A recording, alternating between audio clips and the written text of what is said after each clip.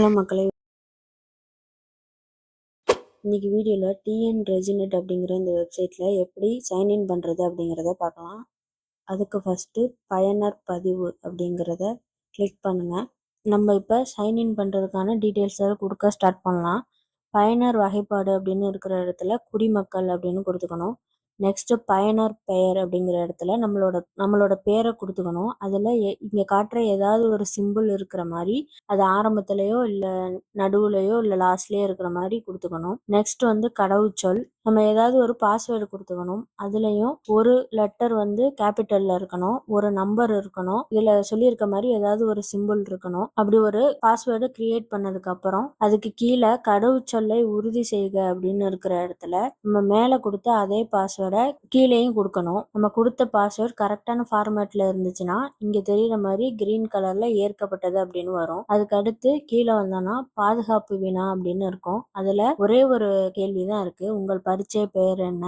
அதை கிளிக் பண்ணிட்டு அதுக்கு கீழே பதில் உங்கள் நேம் வேணாலும் கொடுத்துக்கலாம், இல்லை உங்களுக்கு ஞாபகம் இருக்கிற மாதிரி ஏதாவது ஒரு வார்த்தையை அதில் கொடுத்துக்கலாம். நெக்ஸ்ட் தனிப்பட்ட விவரங்கள்ல வணக்க சொற்கள் அப்படின்னு இருக்கிறதுல செல்வி, திருமதி, திருநர், செல்வன் இருக்கும். திருமணம் ஆகாத பெண் அப்படின்னா செல்வி கொடுத்துக்கணும், திருமணம் ஆனவங்கன்னா திருமதி கொடுத்துக்கணும், திருமணம் ஆன ஆண் அப்படின்னா திரு அப்படின்னு கொடுத்துக்கணும், திருநங்கை அல்லது திருநம்பி அப்படின்னா திருநர் அப்படிங்கிறத கிளிக் பண்ணணும். அதுக்கப்புறம் முதல் பெயர் அப்படின்னு இருக்கிற இடத்துல நம்மளோட ஃபர்ஸ்ட் நேமை டைப் பண்ணிக்கணும். இப்போ சுரேஷ்குமார் அப்படின்னு இருந்துச்சுன்னா சுரேஷுங்கிறத இந்த இடத்துல டைப் பண்ணிக்கணும். அடுத்து கடைசி பெயர் அப்படிங்கிற இடத்துல குமார் அப்படிங்கிறத டைப் பண்ணிக்கணும். அடுத்து பாலினம் ஆணா இல்லை பெண்ணாங்க அப்படிங்கிறத கிளிக் பண்ணிக்கணும். அடுத்து ஆளறி அடையாள வகைப்பாடு, அதில் எந்த டாக்குமெண்ட் நம்ம வெரிஃபிகேஷனுக்காக கொடுக்க போகிறோம் அப்படின்னு கேட்டிருக்காங்க.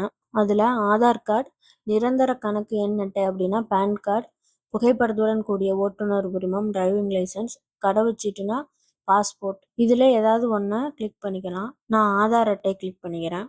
அடுத்து மின்னஞ்சல் முகவரி, உங்களோட இமெயிலை தப்பு இல்லாமல் இதில் டைப் பண்ணிக்கணும். மின்னஞ்சல் முகவரினை உறுதிப்படுத்துகன்னு இருக்கு, அதில் இன்னொரு வாட்டி நீங்கள் மேலே என்ன இமெயில் ஐடி கொடுத்தீங்களோ அதே கீழே டைப் பண்ணிக்கணும். அடுத்து பிறந்த தேதி, அடுத்து கைபேசி எண், அதில் உங்களோட ஃபோன் நம்பரை கொடுத்துக்கணும். தொலைபேசி எண் ஆப்ஷனல் தான், அது வேணும்னா கொடுத்துக்கலாம், இல்லைன்னா கொடுக்க தேவையில்லை. அதுக்கு அடுத்து ஆளறி அடையாள எண், நம்ம மேலே என்ன டாக்குமெண்ட் வெரிஃபிகேஷனுக்காக செலக்ட் பண்ணுமோ அதோட நம்பரை இங்கே கொடுக்கணும். நான் ஆதார் கார்டு கொடுத்தேன், அதனால் இப்போ ஆதார் கார்டோட நம்பரை இந்த இடத்துல கொடுத்துக்கணும்.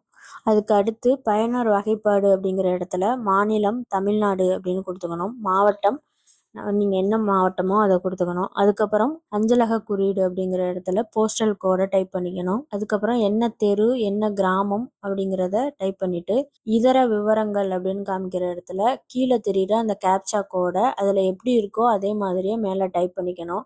அடுத்து ஓடிபின்னு பெறுக அப்படின்னு இருக்கிறத கிளிக் பண்ணிக்கணும். இப்போ நம்ம என்ன நம்பர் கொடுத்துருக்கோமோ அந்த நம்பருக்கு ஒரு ஓடிபி வரும், அந்த நம்பரை இங்கே டைப் பண்ணணும். டைப் பண்ணிட்டு பதிவினை முடிக்க அப்படின்னு இருக்கிறத கிளிக் பண்ணீங்கன்னா இது அடுத்த பேஜுக்கு போகும். அதுக்கு அடுத்து நீங்கள் எந்த மெயில் ஐடி கொடுத்தீங்களோ அதுக்கு ஒரு வெரிஃபிகேஷன் மெயில் இது மாதிரி வந்திருக்கும். அது இன்பாக்ஸ் இல்லைன்னா ஸ்பேம் ஃபோல்டரில் இருக்கும். இதை கிளிக் பண்ணி டைரெக்டாக நம்ம இப்போ சைன்இன் பண்ணிக்கலாம்.